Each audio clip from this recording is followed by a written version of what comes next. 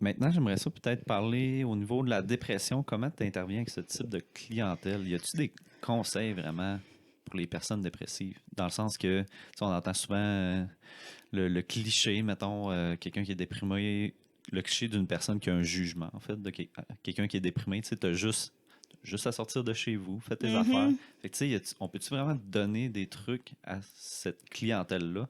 De faire en sorte que la personne elle sort de son lit, mais si elle a vraiment de la difficulté à sortir de son lit, est-ce que ça peut être utile de donner une action à faire? Au niveau de l'utilité, oui, là, l'activation comportementale, là, qui est la technique auquel vous vous référez, c'est comme le saint graal, je dirais, au niveau du traitement de la dépression dans l'approche TCC. OK? OK. Ceci dit, il faut toujours faire une évaluation vraiment minutieuse de la dépression. Elle a comme quelle couleur, entre guillemets, parce qu'il y a plusieurs hypothèses de qu'est-ce qui fait qu'une personne dépressive devient dépressive.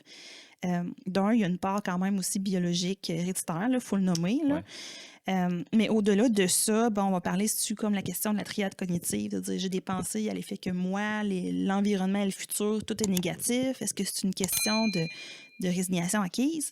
J'essaie de m'en sortir depuis vraiment longtemps. Je suis dans la pauvreté, j'ai 2 jobs sur le site, puis je vois pas le bout malgré tout. Quelque chose de très, très contextuel, hein, où est-ce que j'ai beau faire des efforts, mes efforts sont jamais renforcés, sont jamais gagnants. Peu importe qui, peu importe notre potentiel héréditaire, à un moment donné, il y a comme quelque chose que je vais me résigner. J'ai appris que ça sert à rien, là. Ouais. Il y a différentes hypothèses, OK, histoire courte pour comprendre la dépression. Puis ça, il faut bien cerner c'est laquelle qui s'applique pour pouvoir bien accompagner le patient.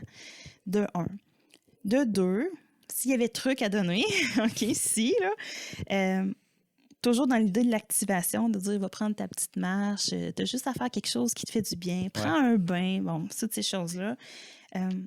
Les gens ont souvent, à tort, l'impression que la motivation va suivre en fait, la motivation va précéder l'action. Okay? Mais que j'ai le goût, je vais le faire. En fait, ce qu'on se rend compte, surtout dans le cas de la dépression, c'est que c'est l'inverse. C'est parce que tu passes à l'action qu'il va avoir la motivation. Fait qu'il faut trouver un truc pour donner comme le premier coup d'envoi, C'est ça, ouais. Ça, malgré le défi. fait que ton cerveau puis tout te dit « wesh, ça me tente pas ».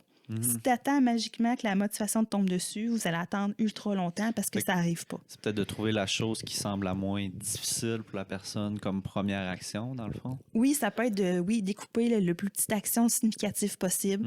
Moi, j'aime bien le truc du coït interrompu que j'appelle, là.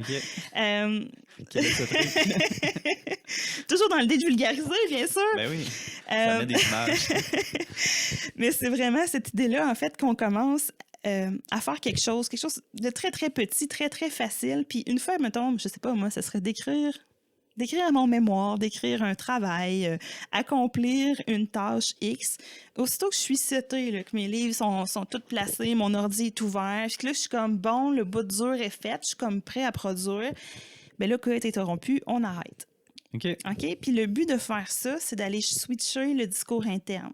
Je veux passer de « Ah, ça me tente vraiment pas » à « Christ, t'as bien qu'à le faire. T'as écrit 2 lettres. Des fois, ça peut être de même pas finir une phrase. Faut que ça soit juste gossant. Là. Ouais. Vraiment, le coup est interrompu. Là. J'avais du plaisir, c'était comme gratifiant, puis j'arrête ça là. Fait que plutôt que de te dire, comme d'être en train de le faire, puis de te dire, ça me tente pas, j'ai le goût de lâcher, j'ai le goût de faire autre chose, tu le lâches, puis là, tu switches vraiment le discours, puis là, ça devient justement plus. J'ai le goût d'aller finir ma phrase, là, parce que. Oui.